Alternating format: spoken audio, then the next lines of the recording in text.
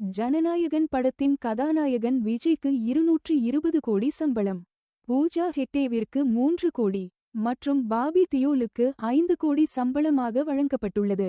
நடிகை மமிதா பைஜு 60 லட்சம் சம்பளம் வாங்கியுள்ளார். இப்படத்தின் இயக்குனர் வினோத் 25 கோடி சம்பளம் வாங்கியுள்ளார்.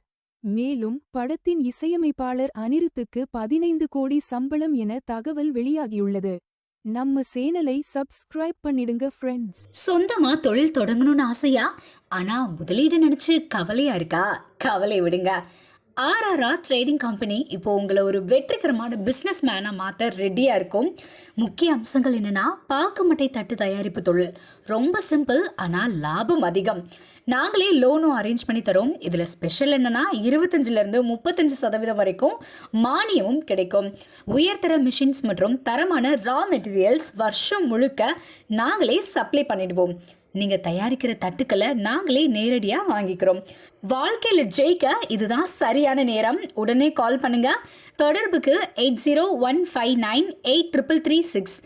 ஆர்ஆர்ஆர் ட்ரேடிங் கம்பெனி, உங்கள் முன்னேற்றத்திற்கு எங்களது கரம்.